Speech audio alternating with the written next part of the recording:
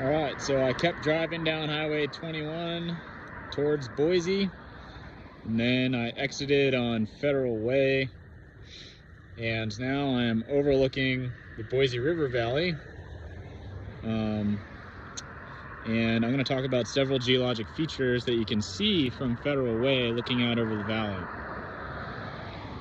So first off, right here, we have Table Rock. And Table Rock is actually a sandstone formation that formed actually from sediments that were deposited when Lake Idaho filled this valley from about 9 million to 2 million years ago. So this entire valley used to be filled with a lake. It's believed to be glacial in origin, and that there was a massive outflowing from Lake Idaho that caused the valley to dry up at one point. But a lot of the lower valley is bordered by sand as a result of the existence of Lake Idaho in this valley at one point in time. Because when you have rivers draining into a lake, it forms deltas as the sand drops out of suspension when the rivers reach the lake, because the lake doesn't have enough energy to keep that sand in suspension. And the reason why Table Rock is formed much more solid sedimentary rock than the vast majority of the rest of the Boise River Valley here is because there's a fair amount of geothermal activity in the Table Rock area that dissolved certain constituents of the nearby rock, and then those dissolved constituents help to cement together the sand at Table Rock. And right next to Table Rock, if you sort of follow that ridge line down and you look for some sort of reddish brown colored rocks, much darker than the sandstone on Table Rock. So sort of at the end of that ridge there, you can see something known as Castle Rock, which is actually a volcanic plug, or used to be, lava on the inside of a volcanic vent at one point in time, and the cone of the volcano has eroded away and just left the rhyolite and andesite that formed within the volcanic cone. It left that behind because it erodes much more slowly than the cone of the volcano itself, because it's harder rock. Another thing that you can see is just to the right of Table Rock there, we have Warm Springs Mesa. And Warm Springs Mesa is actually an ancient landslide from about 10,000 years ago. And so all the folks with the expensive homes up there have built their homes on the remnants of an ancient landslide, which is very unfortunate because there's still a lot of danger of landslides in that area. And if there were ever a fire in the area followed by heavy precipitation or something like that, the landslide situation could get really bad. So if you are someone who lives in that area, please be cognizant of that and be aware.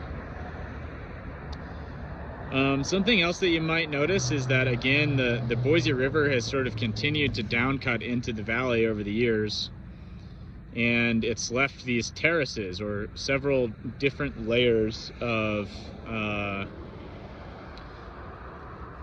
hold on one sec.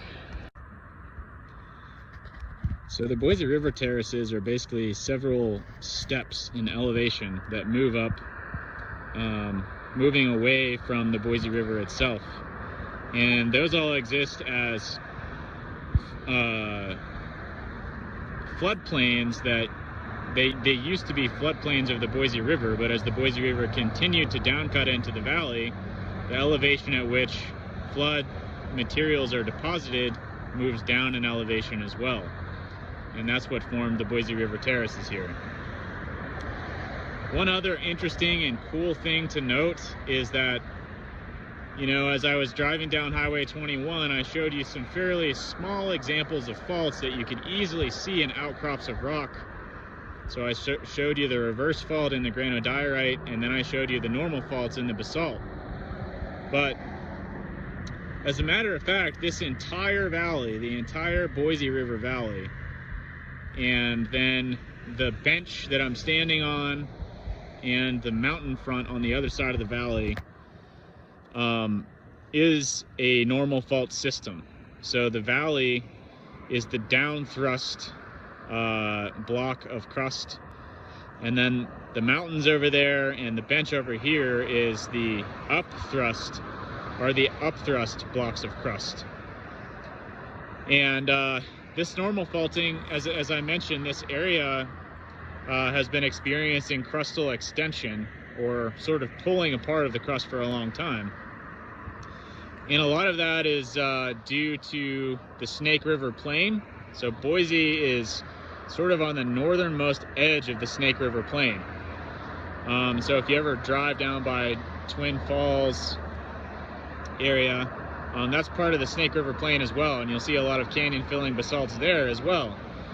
And the reason for the crustal extension and sort of pulling apart of the crust and the canyon filling basalt flows all through the Snake River Plain here is that the Yellowstone hotspot migrated through this portion of Idaho as it migrated eastward to where it exists today. So at one point in time, the Yellowstone hotspot was here. And that's one of the reasons why there's so much volcanic activity or evidence of volcanic activity in the Boise area past. You know, we have things like Castle Rock, and we still have geothermal activity down on Warm Springs Road, and we have a number of hot springs within a few hours of here as well. So it's sort of interesting to note, because I don't think that many folks think of this as an extremely volcanically active area. But at one point in time, it was as volcanically active as Yellowstone is today, presumably. So that's all I have for you. It's been a great semester. Thank you all so much for taking the class. It's been an honor to teach you. I know things have been kind of crazy with COVID, and things have been kind of crazy with me throwing together lectures during COVID as well. And I hope you're all hanging in there. And I hope you stick with geology if you're pursuing it as a career, because it's a really interesting field. And if you're not pursuing it as a career, I hope you got at least enough out of this class to sort of look at the world a little bit differently than you did before, and to understand a little bit about Earth's history just by making a few observations as you're on a hike or something like that. I'm going to try and post some materials in the lecture so that you can learn about local geology a little bit more, especially some of the things that I talked about on this remote field trip. And I hope you all have a great holiday break. Thanks. Bye.